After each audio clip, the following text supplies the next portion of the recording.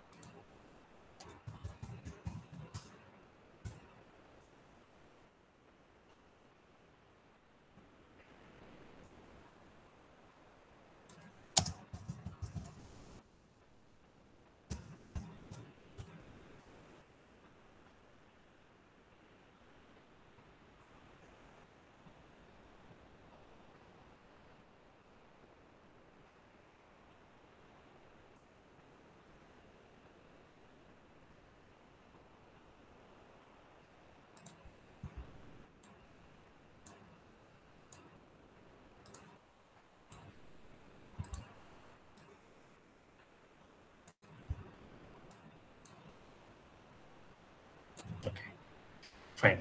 If you no doubts, probably we'll continue with the module 3. Let me show the presentation. Let me know if it is visible.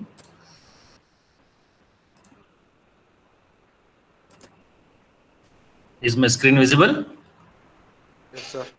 Yes. Yeah. Fine.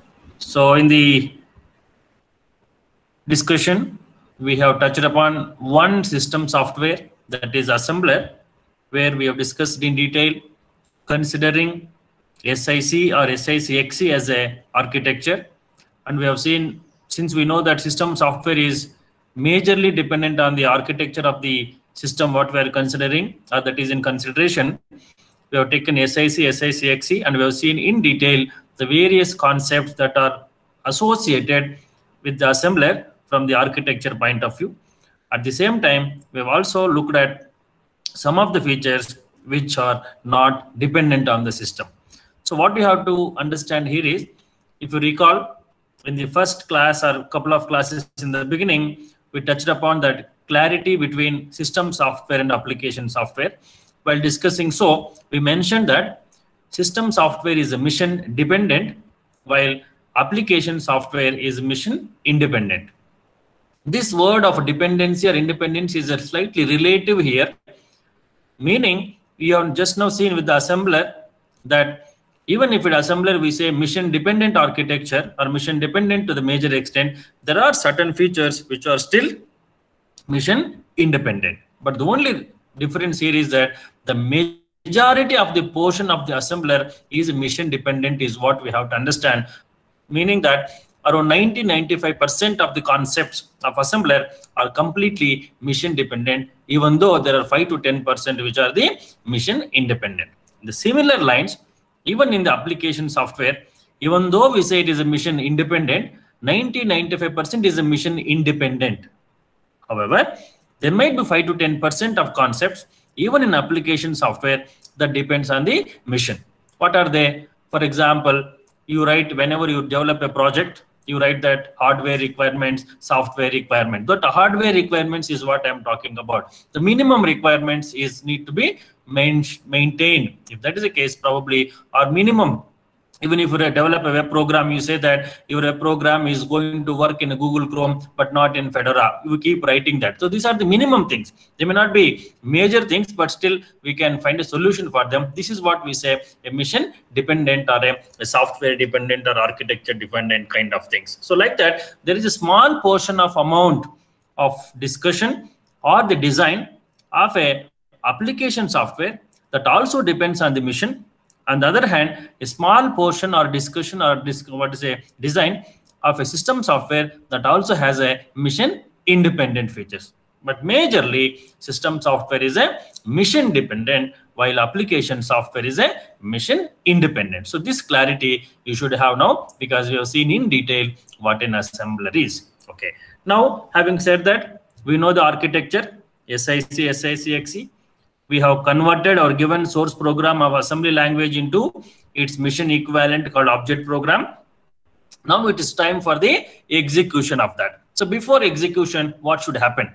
So let us recall what you've seen in the computer organization. So in the computer organization, you might have seen that once a program is stored as per von Neumann concept of stored program, the program will be stored in the secondary memory. So secondary memory is very, very huge. We know maybe running up to terabytes, while your RAM or the primary memory is very, very small amount, maybe running in 4 GB, 8 GB, 16 GB with maximum type of major chunk of program being used for that particular RAM process, which is very costly, of course.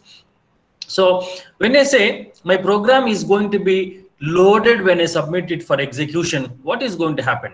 So far, the program, the object program, what I've created in assembler will be residing in the secondary memory. That's what we have to have a clarity. So your program will be residing for until you delete it. It will be in the secondary memory. But when you submit it for execution, when you want that program to be executed, give some result for you, during that time, that program need to be brought from the secondary memory to the main memory. Why so? Because the main memory is the only place at which your program is going to be considered by the processor. If the data or the instruction or the program or whatever it is, if it is not in your main memory, your processor cannot act on that. You remember that diagram. Left side we have input, right side we have output, memory, and arithmetic logic unit diagram. That is a basic functional unit. After that, in CO, you might have seen the relation between main memory and the processor, the MAR, MDR, IR, IU, and control unit CU. At left side we had a program counter and stuff like that. Diagram will tell you before execution, a program need to be brought into the main memory. Wherever it is, let it be in your pen drive, let it be in the external hard disk, let it be anywhere. But if you want that to be executed means, for example, you see something on the screen, you want to run a movie. How movie is going to be executed? We cannot say movie is going to be executed, right? Movie is going to be played using some software. Even for a movie to be played on your screen of your computer, that has to come to the main memory. So anything that you see, anything that you do on the system, and that whatever you see on the screen, if you are getting something on the screen, means that is going through the main memory. That's what we have to understand. Even if you open a Word program, I've just opened a PPT now. How this PPT is going to be? So far it is in the secondary memory. When I click that link in the secondary memory, I want to showcase something on the screen. What would have happened? It could have loaded from secondary memory to the main memory. From main memory, processor is helping me to display it on the screen. Otherwise, I would have not able to do this. So simply those terms what we have to understand from the processor point of view. So in general, what we have to keep in mind, any program means instruction as well as associated data. Whenever it is submitted for execution, it has to be brought from its storage place. Storage place can be secondary memory, can be external devices or pen drive or CD, whatever it is, from those devices to the main memory. Unless it is brought to the main memory, the processor cannot process or cannot execute in general your program what you have submitted. So program means instruction as well as the data. That's what we have to understand. Now, having said that, my program is residing in the secondary memory. Now I need to execute that. So what are the activities that might happen? Can anybody tell me?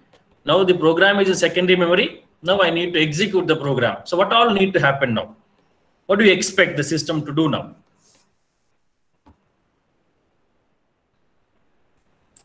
I have some answers. So program is in secondary memory now. You want a program to be executed. Let me give an example. I have a bubble sort program. That bubble sort program I have created, I have compiled and kept the program in the secondary memory. Now I want to execute. So when I want to do execute, what you do in C now, you are pressing some key, say Control F9. When you press Control F9, what are the things that are going to happen? That will reload to the main memory and execute the program, sir. No, now the program is in secondary memory, right? Yes. Yes, now sir. what happens now? Yes. One step is it has to load that into main memory. Agree? Yes, sir. Yes. Now, when you want to load that into main memory, what you need to look at main memory? Main memory may be full, no? Because you are working in a multi-programming environment. So main memory might have been occupied by somebody. So if it is occupied, what will happen?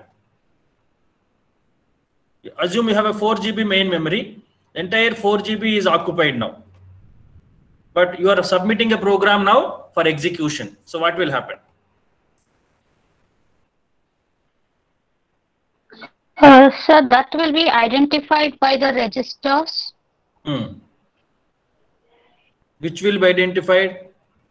The memory is not the available? Address of the memory. The address of the memory.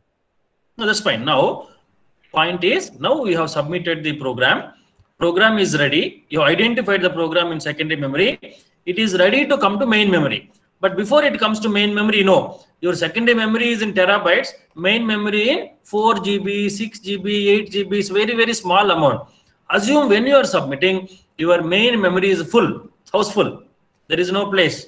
When there is no place, how do you expect your program, which is a bubble sort, to be loaded into main memory? Because you know that before execution, it has to come to main memory. But when main memory is full, what happens to your command? Will it be ignored?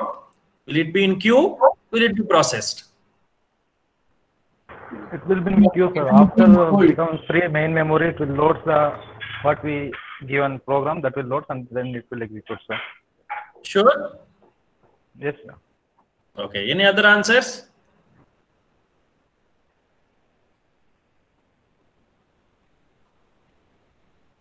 Any other answers?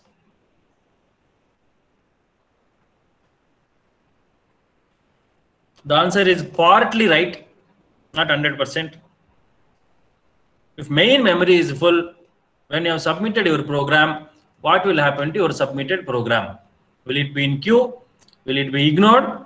Will it be processed? So one answer is it will be in queue. Okay. Anything else?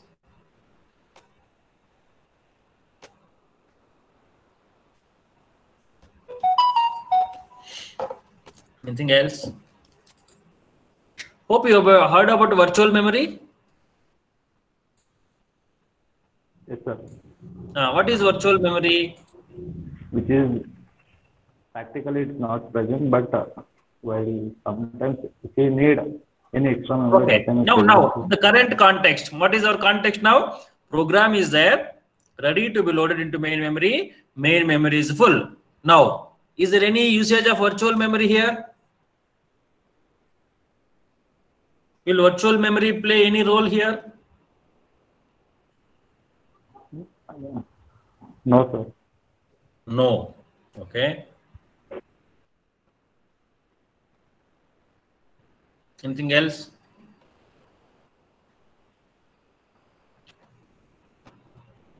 So when will be the virtual memory used then?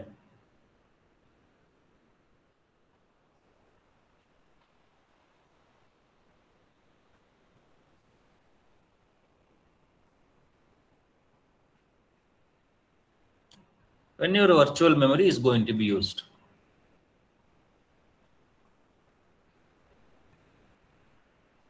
You have a 4 GB RAM. 4 GB RAM is houseful now. A program is waiting, bubble sort. Bubble sort need to be executed now, but it is ready to be loaded into main memory. But unfortunately, main memory is full. So what will happen? Will it be ignored? Will it be in queue? Or will it be processed?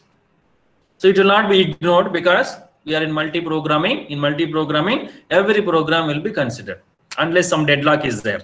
Assume there is no deadlock now, fine. So it is said that it will be in queue. Okay, next. Will it be processed? Yes or no? Is virtual memory is going to play any role here?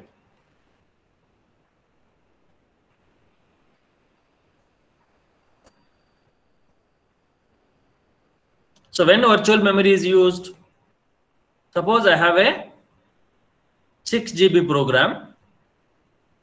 My 6 GB program is in secondary memory, but I have a 4 GB RAM. When I want to load that 6 GB program, which is single piece, I cannot load because my RAM is only 4 GB. So what system will do now? Out of 6 GB, only 4 GB of that will be loaded in the main memory, starts processing. As and when the processing is over, it will shift the processed data back to secondary memory and bring it to the main memory. During that process, a concept called as a virtual memory is used. So virtual memory is nothing but a portion of the secondary memory which is accessed by the processor or main memory in a quick succession. That's why if you open your new system and see, suppose you have 1 terabyte hard disk, there's some 100 GB or 50 GB will be reserved for a virtual memory. So your virtual memory is residing in the secondary memory, but it is going to facilitate the main memory such that even though main memory size is very less, it will give a intuition that yes, I have a 6 GB program, but when RAM is a 4 GB, strictly speaking, you should say that my RAM is less, I cannot execute your program because it is beyond my size. But it is not telling that. Why? Because virtual memory is helping to do that. So what is virtual memory? As some of you rightly said, it is not a real memory of main memory, but it is a part of secondary memory, but it is reserved only to facilitate the data which is beyond the size of RAM, such that for quick swapping, it will be swapped between the main memory and the secondary memory. So concept of a virtual memory is to facilitate a RAM to accommodate even those files which are bigger than the size of a RAM. So now we don't have that problem because our program is very, very small. So we don't have a virtual memory problem. So rightly said that virtual memory is not required in the current concept, because we are talking about loading a very small program. So it is not a bigger program coming and residing into the system. So we will be kept in a queue for some time and that queue will be processed. I said this is a partly true. Why? Because virtual memory, the concept is that it is going to facilitate the RAM. So if you have a pieces of program, for example, it is not a one single 4 GB program I am using. I have some 20 KB, 20 MB, 40 MB programs, like 100 programs are running in our RAM or processor, and I am submitting bubble sort. So all these 20 MB, 40 MB, 60 MB, 100 KB, that put together is 4 GB. So I have no room for my small bubble sort to be executed. So what will happen? Temporarily it will be in queue. Temporarily it will be in queue, which is very, very small amount of time. Immediately, one of the program that is completing its execution will be thrown back to the virtual memory or to the secondary memory. Immediately, your bubble sort will be considered for the program. So the answer for this is yes. For temporary moment of time, it will be in queue. Later, it will be processed. So temporary processing both will happen almost with no time gap. So that's what we have to keep in mind. Whatever it is, you have understood now that before execution, a program along with its data need to be kept in the main memory. And main memory, depending upon its size, may accommodate directly the complete program, or make use of the virtual memory so that the complete program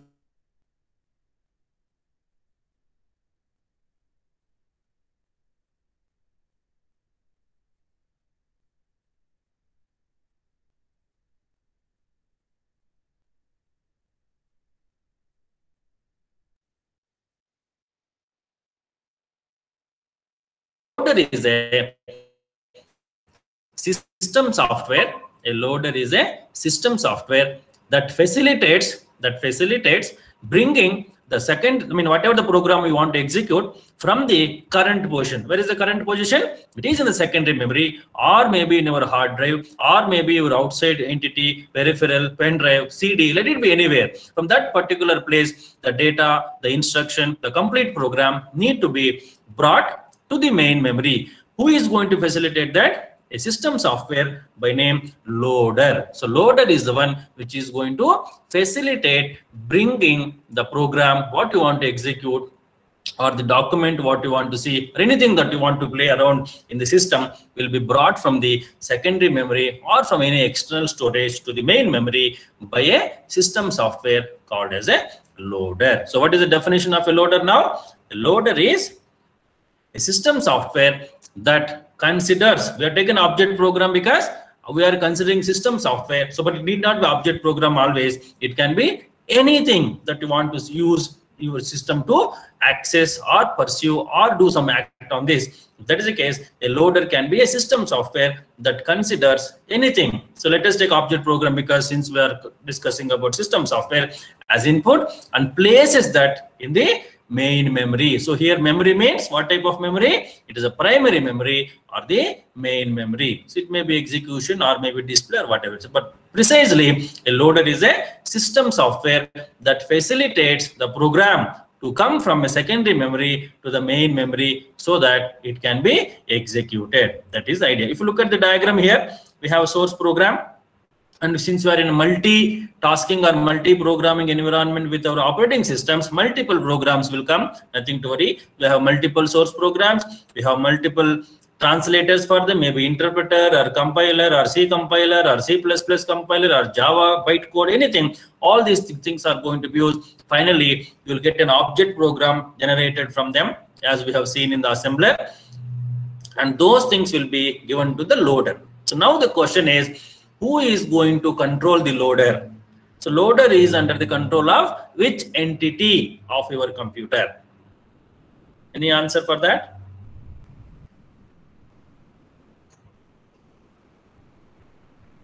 Who is going to control the loader? Which entity of your system is responsible to make sure that loader is working? So when you submit for execution, somebody has to act. Who is that acting? Is the loader. But somebody has to trigger, no? Loader to act. Okay, go bubble sort, bring bubble sort in the secondary memory. It is available somewhere. Take that and store it into main memory. How is that possible?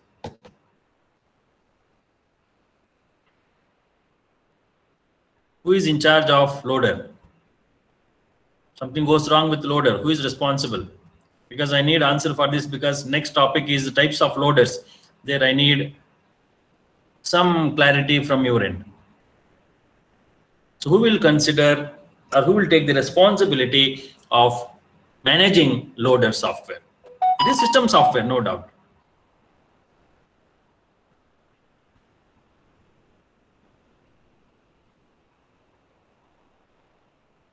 Any idea?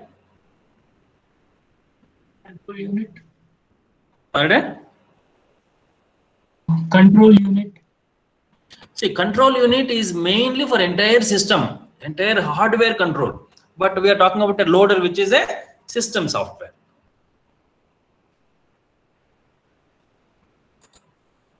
Yes, try one more guess.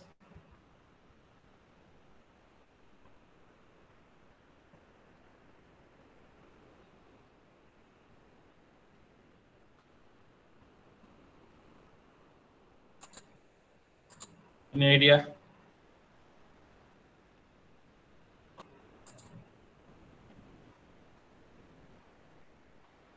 Okay, it is your operating system, isn't it?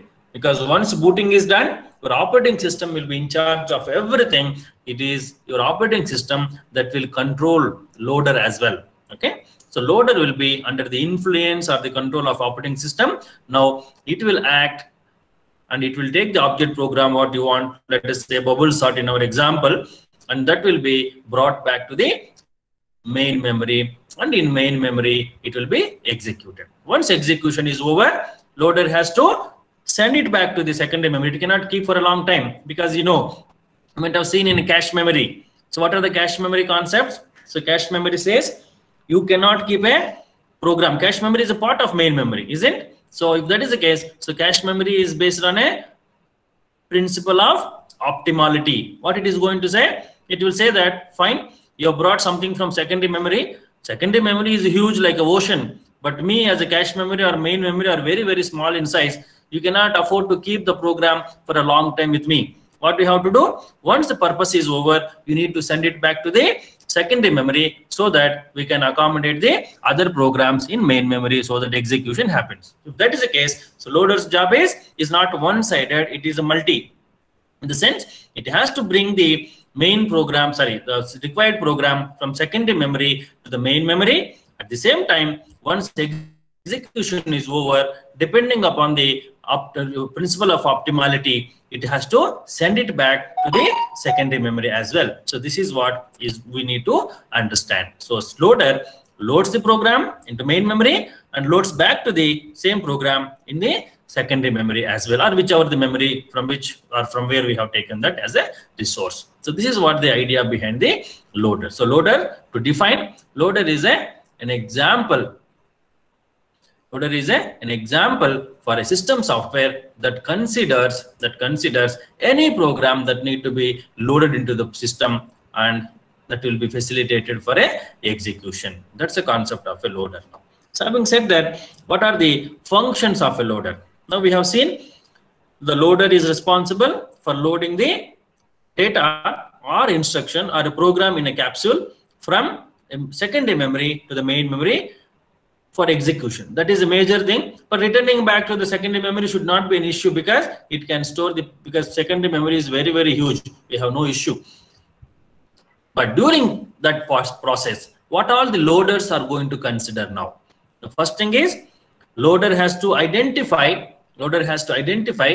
in which part of main memory I can load my program, because main memory is very, very small in size and main memory has to provide some space for the new program that is coming from secondary memory. It might be full already, or it might be having some program getting executed, or it might be having free memory. All these things need to be calculated. The first responsibility of a function of a loader is to check whether the memory is available in the main memory. If it is not available, as we know, it may be waiting in the queue or make use of some of the virtual memory concept, whichever may be the case. Otherwise, it has to wait for some time to make sure that program is getting executed.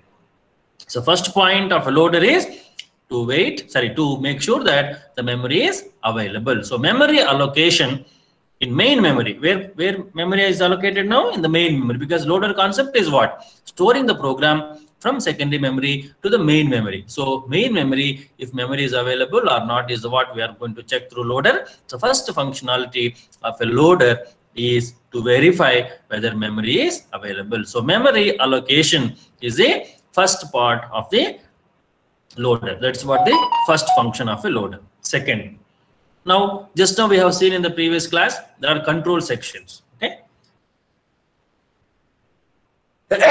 Sorry. There are control sections. What are control sections? Control sections are independent programs. We have seen yesterday, those control sections are going to have their own names, like program A, program B, program C, or whatever the name you want, you can give those names. And when I have these names, and these names are going to be used by the system, and we have seen for 3 different control sections, we had 3 different object programs. So when I'm using one of them internally by another object program, then I need to link them. So they exist independently. That's what the concept of a control section. In control section of an assembler, we observe that each control section exists separately, assembled separately, linked separately, loaded separately. This is the concept of a control section. If that is the case, when I have 2 or more modules of a same program or other program need to be combined together while executing some program, then I need to look at the linking. So one program may be at some location, say 5,000, some other program may be at some location, say 16,000. I need to merge these 2. I need to link these 2 with whatever the object program we have. If that is the case, I need to link two programs together or three programs depending upon how many you want to cascade in the execution. So after memory is allocated, next thing is to link any modules that you have used in the system. If it is single module, no linking is required. If it is more than one module, that is 2, 3, 4, depending upon the requirement, you need to link them or club them together. So clubbing or linking or grouping or integrating rather takes a concept of a program linking. So first point is memory allocation. Second point is link the programs or object programs which are modules for you. Next, third important is program relocation. Okay, you wanted program to be loaded into main memory. You are asking for a 500 bytes data and memory is allocated.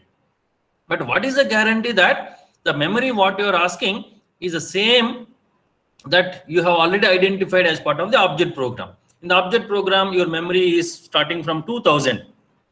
But in main memory, you may not get 2000 always, no? Because that program, that address might be used by some other programs, and we have seen relocation in detail. So relocation is going to happen in the system because of the multi-program programming concept we are currently residing. So thereby, we need to check if the address what is there in the current object program is the same as the address that is available in the system while loading the program. If it is same, absolutely no problem. If it is not same, what will happen? We need to work for a program relocation. So I need to again use the modification records and all those stuff what you have seen to make sure that program relocation is smooth. So third function is program relocation. First one is check memory is allocated. If it is allocated, what is the address, everything. Second, link the programs if there is a requirement. Once linking is done, check if it is the program need to be located the same location or it is relocated depending upon the memory given. After that, if all these three are okay, then we can load the program into the main memory. So fourth function is loading the program for the execution. So 4 functions are there for a loader. In the exam, they might ask you, discuss the functions of a loader. What are the functions? Memory allocation, program linking, program relocation, loading. So out of these 4, let me know all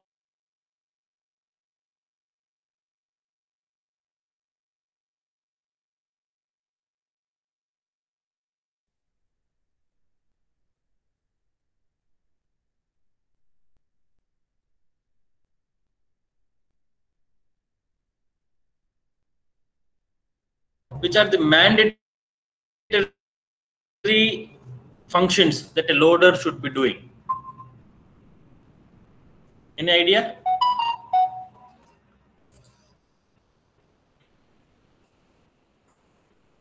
What are the mandatory tasks?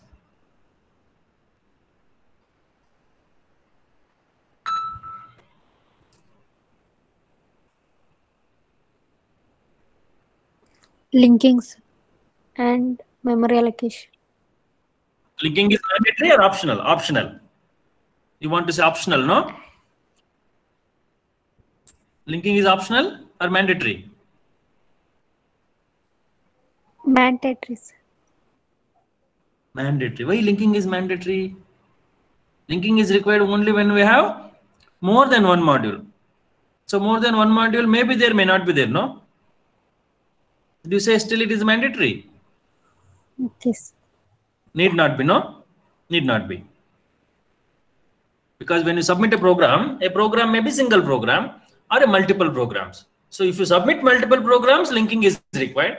If you are submitting in a single program, no need to have a linking. So program linking is not mandatory. Agree? Next. Okay. Yeah. How about program relocation? Again, that depends on the address that is given. May be there, may not be there. So program linking, program relocation may happen, may not happen, depending upon the situation. But what is mandatory? Whatever may be the program you are submitting, these two will act. So memory allocation is required, loading is required. These two has to happen, no? If that is the case, memory allocation and loading are the 2 minimum tasks that is going to be, accomplished by a loader, or Program linking, program relocation may also can be added to these two depending upon the situation. So in general, there are 4 functions: memory allocation, program linking, program relocation, and finally loading. But depending upon the situation, out of these 4, minimum 2 will be there, of course, then 3 might be there, or all 4 also be there. Which are those mandatory to? Memory allocation and loading.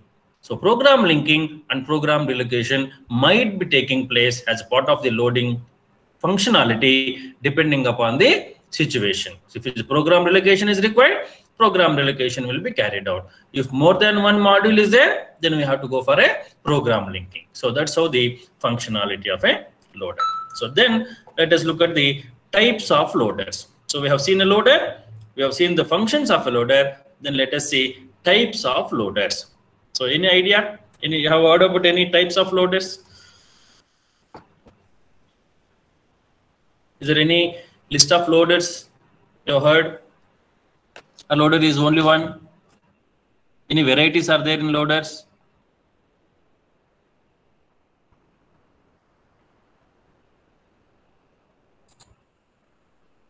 Any varieties?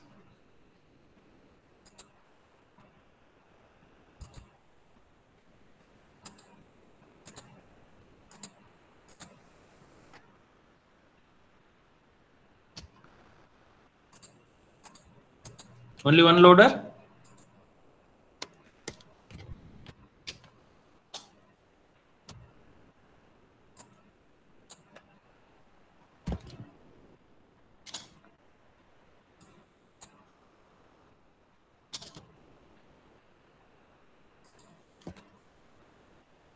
How many loaders?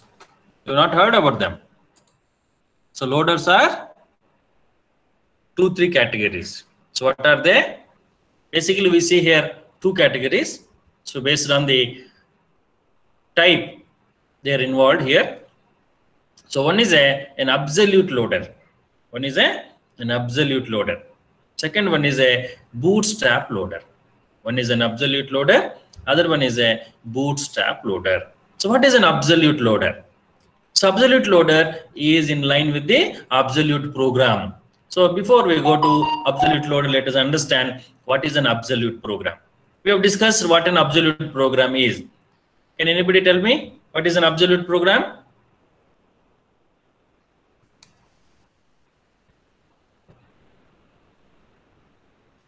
What is an absolute program?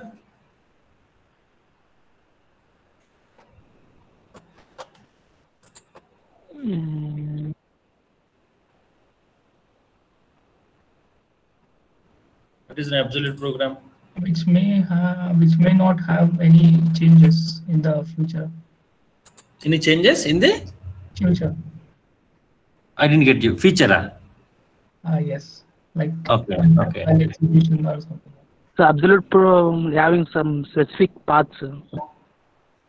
Specific paths. We are going to Unix absolute path name, relative path name. We have discussed in detail while talking about program relocation.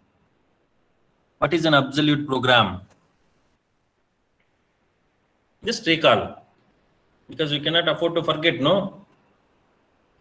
What is an absolute program?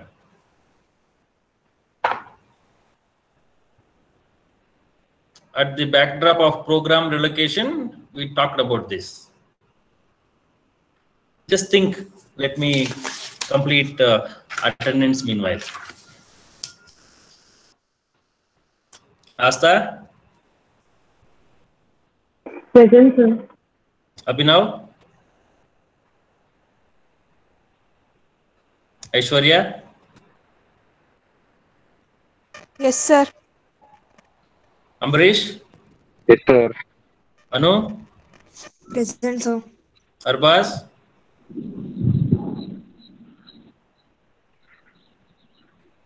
Arbaz? Arjun? Present, sir.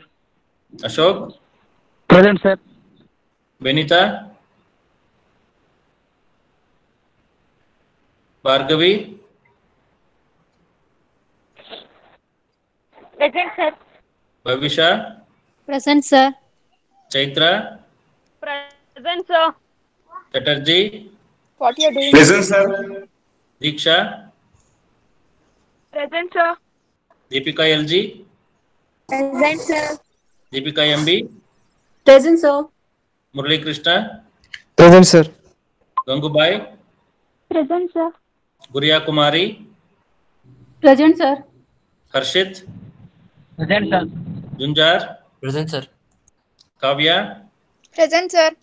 Kishore, Present, sir. Lata, Yes, sir. Manisha, Manjunath, Yes, sir. Nayana, Present, sir. Nilanjan, Yes, sir. Nishant, Present, sir. Pavitra, Present, sir. Maithili, Present, sir. Priyanka, Pavan Kumar, Present, sir. Akash, Present, sir. Rajeshwari, Rakesh, Yes, sir. Ramya, Present, sir. Rashmi, Present, sir. Ravi Shankar, Yes, sir. Rizwan, Present, sir. Vishal, Present, sir. Savita, Yes, sir. Shruti, Sneha, Yes, sir. Spurti, Present, sir. Srinidhi, Present, sir. Srinivas, Present, sir. Sunil, Present, sir. Vaishnavi, Present, sir. Vinny. Present, sir. Okay. Sir, present, sir. Pardon? Abhinav. Present, sir. Abhinav. Okay. Next. Shruti, sir. Shruti. Okay. Fine. So what is an absolute program? So an absolute program is the one which is going to be loaded at the same location that is specified as in the object program. If that is the case, we call them as a absolute program. So when absolute programs are not possible, then we'll go for a program relocation. That's what we have discussed. So better not to forget all these concepts. Okay. Now, what is an absolute loader? An absolute loader is the one which is going to load the program at the same location that is specified as part of the object program. So in the case of object program, what is the definition?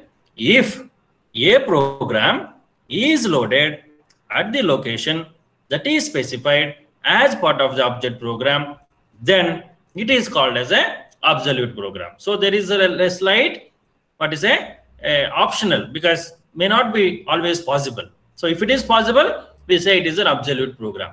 Otherwise, we will say it is a relocatable program. But when it comes to the absolute loader, it always loads. An absolute loader always makes sure that it will load the program at the address that is specified in the object program only.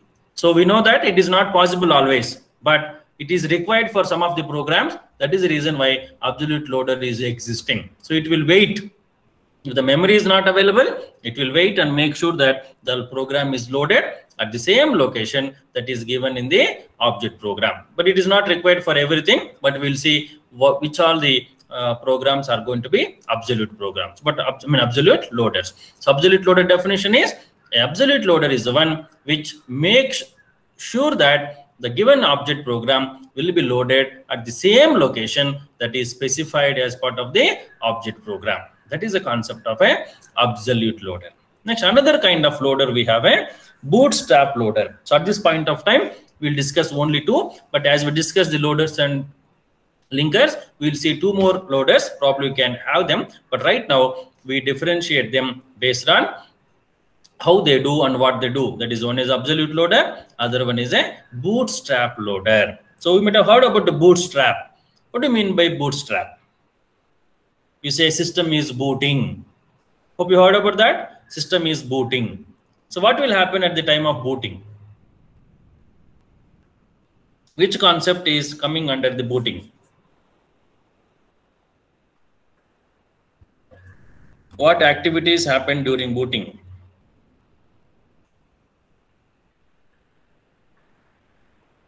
Whole system software is loaded. Okay, whole system software means what is that?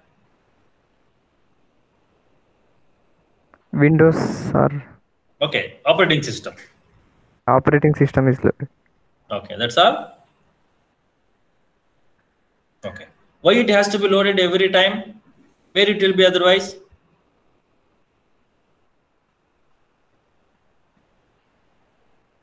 So booting happens when you switch on the system, right? That means Yes, the sir. operating system is getting loaded every time. So why so? Is it required for OS to be loaded every time? Where it will be otherwise? Secondary. Yeah. So we have concluded that any program that you are storing, that will be stored permanently in the secondary memory. And we very much know RAM is a volatile. Once the power is not supplied to the RAM, whatever the data we have submitted will be waste. It will be lost. So everything you have to start fresh. So your OS, which was residing so far in your RAM, is not there because now you shut down the system and you restarted the system. So thereby your RAM has become empty, your OS also is lost. So every time when you switch on the system, it is mandatory to have the operating system to be loaded and reloaded into the main memory, where it will be maybe in secondary memory and sometimes in BIOS, or depending upon the type of system what you have, but it will be stored permanently somewhere. So every time booting happens means during booting, your operating system, majorly your operating system will be loaded from secondary memory to the main memory. That is the concept of a booting. Okay. So now the question is, just now I have told you that who is going to control the loader? By looking at the diagram, we discussed that loader is under the control of whom? Operating system. Operating system. Okay, fine. Now we are telling that somebody has to load the operating system. Agree? Loader has to be controlled by operating system. Now we are telling on the other hand, loader need to be loaded by, loader need to be loading the operating system. So without OS, how come the loader is existing? In other words, how can a loader load without an operating system? So this is like a egg and chicken type of problem. Agree? So if that is the case, we have a special loader. So bootstrap loader is a special loader. So this is why it is called special, because this is the one program. This is the one program which is not under the influence of an operating system. This is an exceptional. No doubt, for anything that need to be working, anything that need to be loaded, that has to be having the control or influence of an operating system. That is in general. However, we have a bootstrap loader which is existing or which is going to be taking shape without the influence of an operating system. If you ask anybody, or if you want to say something, a program that is not having any influence of OS is what? It is a bootstrap loader, not a general loader. It is a special loader, which is a bootstrap loader. What is its duty? Whenever you switch on the system, its duty is to activate itself.